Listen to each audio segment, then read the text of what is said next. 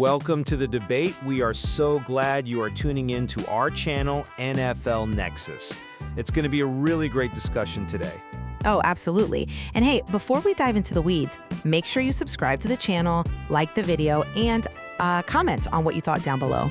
Yeah, and if you really want to dive deep with us, become a channel member and get exclusive content and perks. Just click the join button below the video. Highly recommend it. We've got some great stuff in there. We really do. But let's get into today's topic. You know, when you talk about building a championship roster in the NFL, you're constantly fighting against time. Right now, the 2026 Indianapolis Colts are staring down a massive ticking clock. General Manager Chris Ballard is walking into his 9th year at the helm, and it is, by every metric, a definitive must-win season. Yeah, the pressure is immense right now. Right. Yet he is facing a locker room that just saw massive foundational turnover. They lost cornerstone starters on both sides of the ball. Michael Pittman Jr., their primary safety blanket at receiver, is gone. Kenny Moore II, the intellectual heartbeat of that secondary, gone. Right tackle Braden Smith and tackling machine Zaire Franklin, both gone. And the clock is ticking just as loudly on the guys who are still in the building, too. I mean, you look at their cap sheet and the foundational pieces keeping this team afloat: left guard Quentin Nelson, running back Jonathan Taylor, defensive tackle DeForest Buckner.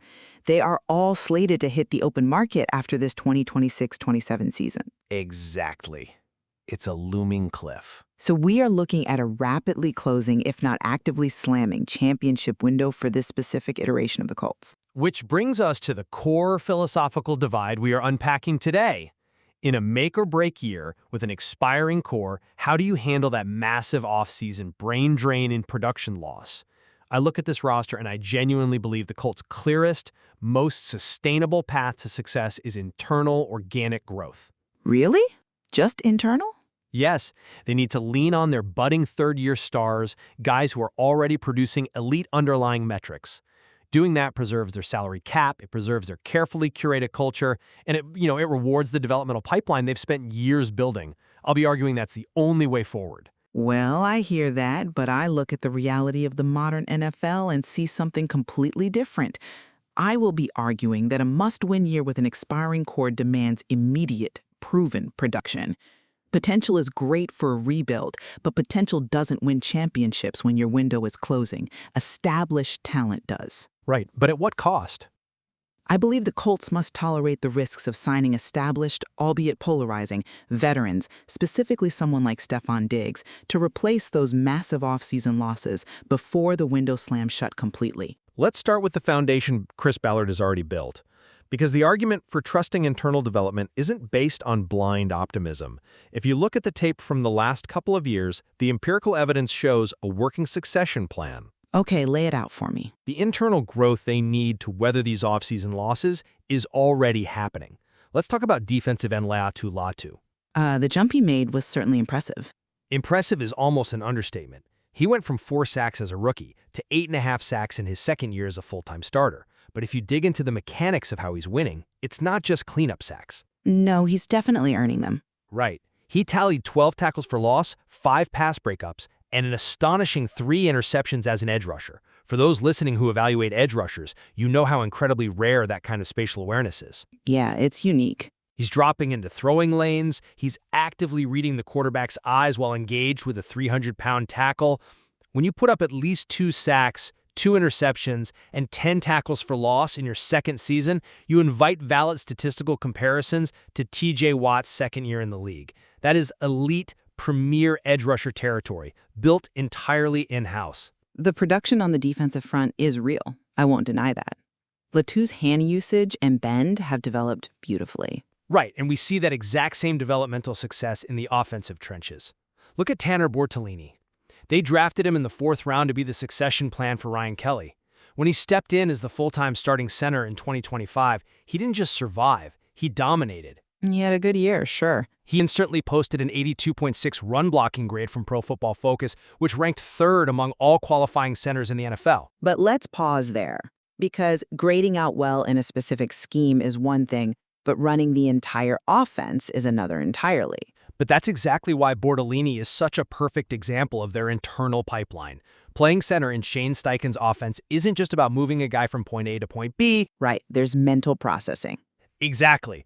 The center has to identify the Mike linebacker, set the blocking protections for the entire line, snap the ball, and then instantly execute a reach block on a defensive tackle who might have 50 pounds on him. To process that mental load seamlessly and immediately perform as a top 3 run blocker proves that their internal coaching works. Okay, but Relying on these emerging stars and utilizing the $24 million save from trading Pittman to retain guys like quarterback Daniel Jones and receiver Alec Pierce is the smartest play. it paints a very beautiful picture of sustainability. It really does. But here's where I fundamentally disagree.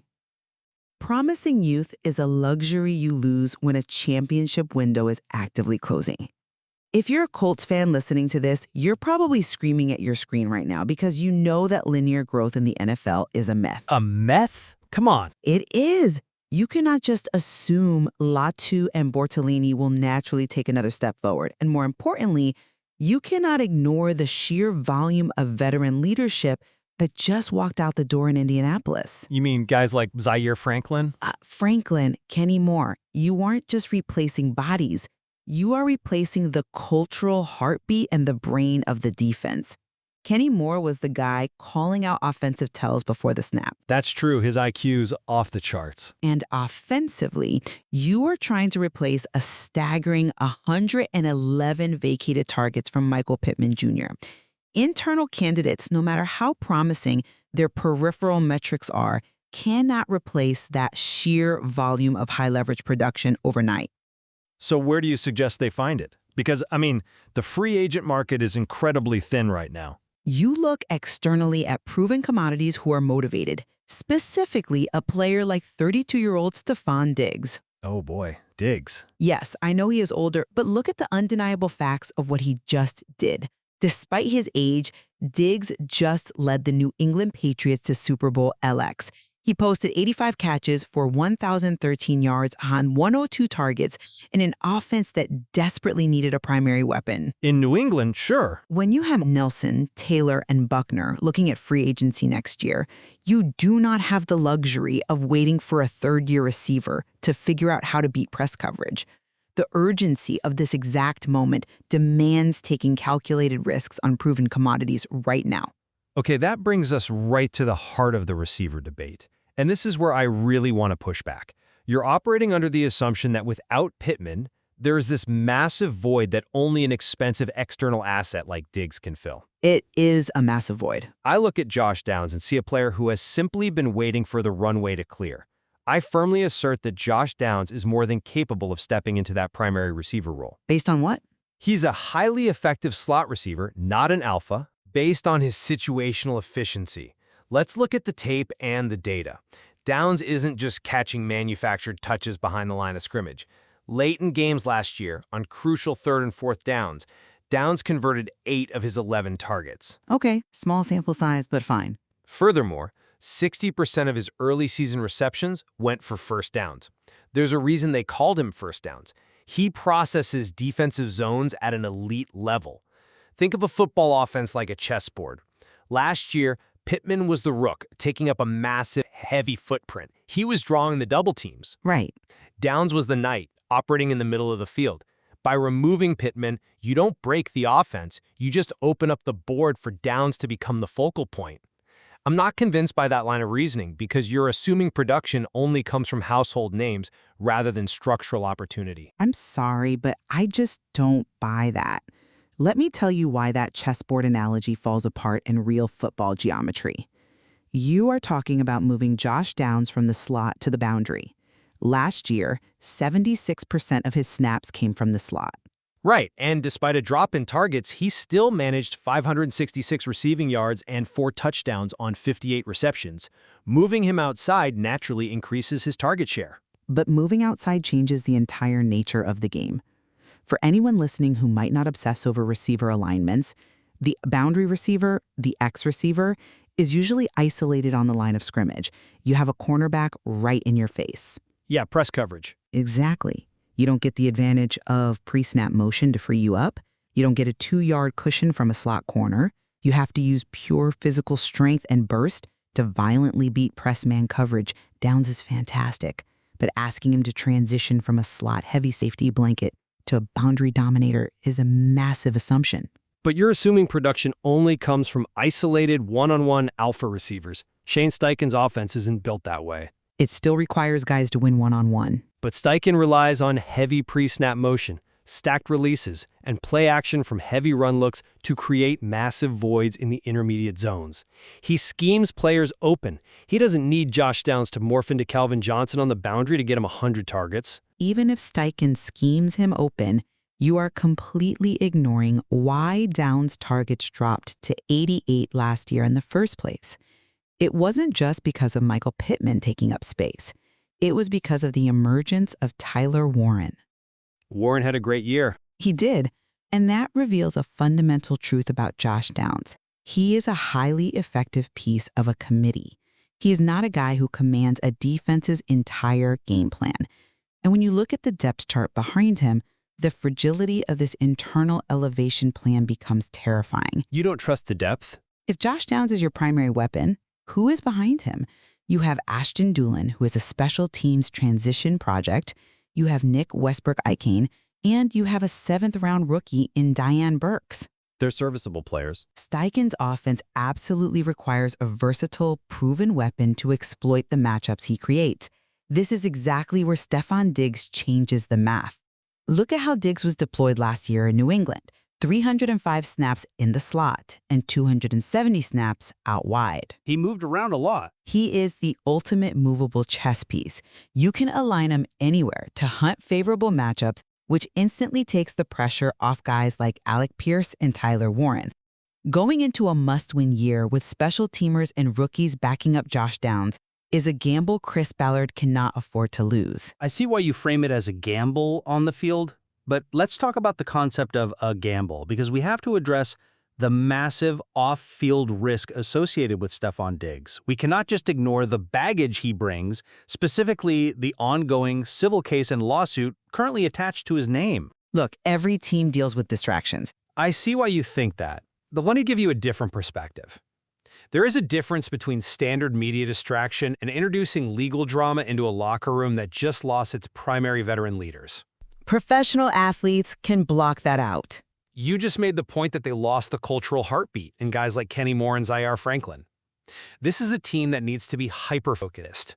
Chris Ballard's entire regime for 9 years has been defined by valuing stability, high character, and locker room cohesion. He has preached that, yes. That is precisely why leaning on ascending, high-character players like Latu and Bortolini is the smarter play. You build a resilient culture by rewarding the players who do things the right way, not by importing controversy the moment the pressure gets turned up. That is a very romantic view of team building. It really is. It sounds great in a press conference, but it ignores the factual reality of how this specific front office is currently operating behind closed doors. The notion that Chris Ballard is strictly risk-averse and unwilling to look past character concerns for talent is objectively false based on their recent actions. How so? Ballard has always preached character. He preaches it, but look at the actions. We have the factual precedent right in front of us. The Colts showed explicit interest in former Detroit Lions cornerback Terrion Arnold. Well, they just brought him in for a visit. We are talking about a player facing 8 felony charges, including kidnapping and armed robbery. The front office brought him in for consideration. Now, when you bring a guy in for a visit who is facing armed robbery charges, you are having very serious closed-door meetings about your organizational risk tolerance. It was due diligence. If a general manager is willing to explore acquiring a player facing 8 felonies, the argument that they are too morally rigid to stomach a civil suit to secure Stefon Diggs' on-field production completely collapses. Okay, but exploring a player in a meeting to do your due diligence and actually committing millions of dollars to bring them into your locker room to be a leader are two very different things. Bob and your all-pro guard and star running back are watching to see if you are serious about contending this year. Your tolerance for distraction increases exponentially. I still think it's too much risk. Spotrac has Diggs' market value at roughly $13 million annually. On a 1-year deal, that is not a franchise-crippling commitment. That is a necessary, calculated gamble. The offense operated at high efficiency early last year under Daniel Jones. To ask Jones to replicate that without his top target, while a player of Diggs' caliber sits on the market for just $13 million, borders on front office malpractice. I hear the urgency, but you are analyzing this in a vacuum. You're looking solely at the starting X-receiver spot. To truly understand why the Colts don't need to make desperation signings, you have to look at the overall margins of the roster. The margins. Yes, a team's true strength, its ability to weather a long NFL season, is found in its depth. And a perfect microcosm of this Colts roster is their special teams unit. Special teams is certainly an interesting lens to view the receiver room through. It is, because it highlights how well their internal evaluation and pipeline actually work. Look at the kicking competition they fostered. They have a rare luxury of two genuinely elite kickers battling it out. Spencer Schrader was having an exceptional 2025. He was hitting 92.5% of his field goals, 13 of 14, before he suffered a knee injury. Yeah, devastating injury for a special teams unit. Right, but what happened when he went down? The roster didn't fold. They didn't have to go sign some aging veteran off the street. They turned to their internal pipeline. They had Grape. Exactly. They brought in Blake Group, who stepped in seamlessly and went a perfect 11 of 11 on field goals. Special teams coordinator Brian Mason even noted how rare it is to have a competition between two proven kickers of this caliber. When your internal mechanisms are functioning at a high enough level to produce depth like that, it proves the roster is highly resilient. I'm not sure a kicker competition equals receiver depth. It shows the philosophy works. You don't need to mortgage your culture for a 32-year-old receiver when your developmental pipeline is generating Pro Bowl caliber depth at the margins. That's a compelling argument, but have you considered that you are looking at the one position that worked out perfectly and ignoring the cascade effect happening on the rest of the special teams unit? And this directly ties back to our receiver debate. The special teams unit actually highlights the exact fragility I'm talking about. I don't see a cascade effect. I see young players earning larger roles. Let's follow the dominoes. We just discussed Ashton Dulin.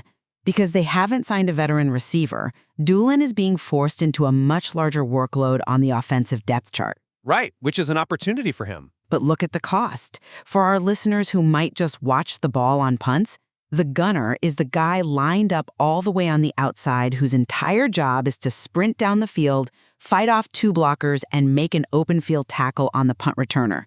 It is one of the hardest jobs in football. It's grueling. Ashton Dulin was a second-team All-Pro gunner. Because he is expected to play so much on offense, coordinator Brian Mason explicitly admitted that Dulin's special teams role will be heavily limited. So by not signing Stephon Diggs, you aren't just weakening your receiving core, you are actively stripping your special teams of an elite asset. But they draft players specifically to fill those special teams roles. That's part of the organic growth. Unproven players. Look at the return game. They drafted Anthony Gould in the 5th round in 2024 to be this dynamic, all-American returner. He fundamentally failed to translate that college success to the pros. He had a rough transition. His vision and burst didn't hold up against NFL coverage units. So what are they doing now? They are leaning on a 7th-round rookie, Deion Burks, to handle return duties. When your special teams unit is forced to rely on unproven 7th-round rookies in the return game, and your wide receiver room is so dangerously thin that it's cannibalizing your all-pro gunner, signing a sure thing like Diggs isn't a luxury. It is an absolute requirement to stabilize the entire ecosystem. It is an interconnected ecosystem. I'll absolutely agree with you there. Every move affects the margins.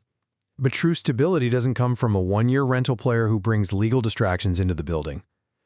The foundation of this franchise was built on the draft, on patience, and on internal development. But the patience has run out. When we look at the totality of the situation, the Colts' true path to success in 2026 relies on trusting that exact foundation. They've hit on crucial draft picks. Tanor Bortolini is stepping into a complex blocking scheme and dominating in the run game. Laiatu Latu is processing blocking schemes and producing defensive metrics that rival TJ Watt. They are good players. And Josh Downs has proven, through his elite conversion rates on high-leverage downs and his ability to find the soft spots in zone coverage, that he is ready to flourish if given the opportunity. This provides a sustainable, repeatable model for success. It preserves the $24 million in cap space generated by the Pittman trade, it maintains the locker room culture that Ballard has spent 9 years cultivating, and it avoids the toxic risks of importing aging, controversial free agents. I understand the desire for a sustainable model. Every general manager wants to build through the draft. But here is the ultimate truth of the NFL. Sustainable is a luxury the Indianapolis Colts simply no longer have. It reveals a deeper truth about general managers. They often have to make desperate moves not because the math makes sense for the next 5 years, but because their job security is tied to a much shorter, arbitrary timeline. They're on the hot seat. You cannot preach long-term patience when the short-term reality is screaming for urgency. Chris Ballard is entering his 9th year. His job is undeniably on the line. The pressure is certainly there. And more importantly, the players know it. Elite, generational talent like Quentin Nelson, Jonathan Taylor, and DeForest Buckner are bracing for an exodus after this season if the team doesn't win now. The timeline of this roster and the timeline of this front office have converged. It's a critical juncture. The time for patience and organic growth was 3 years ago. When you lose the sheer volume of veteran leadership and offensive production that the Colts lost this offseason, you have to patch the hull immediately. Taking a 1-year, $13 million flyer on a player with Stefan Diggs' proven pedigree and positional versatility isn't reckless. It is the exact type of uncomfortable, aggressive move required to win in the modern NFL when your championship window is closing. I think that perfectly encapsulates the ultimate tension we are discussing today. We are looking at a fundamental mismatch between the lifespan of an NFL rebuild and the lifespan of a general manager's tenure. Every front office eventually has to walk that tightrope between trusting the slow, methodical process of internal development and identifying the exact moment to push all the chips to the center of the table and accept the risk. Exactly. Do you trust the young guys to make the leap, or do you buy the insurance policy? Because you might not be around next year to see the young guys develop. As the 2026 season unfolds, the true identity of this Colts team is going to be tested. Are they going to be a masterclass in patience, drafting, and development, or will they become a cautionary tale of a front office that waited too long to be aggressive and watched their core walk out the door? Both philosophies carry massive risk, and both have distinct paths to a championship. Which side of the debate proves correct? We'll just have to watch the season to find out. Thank you for joining us.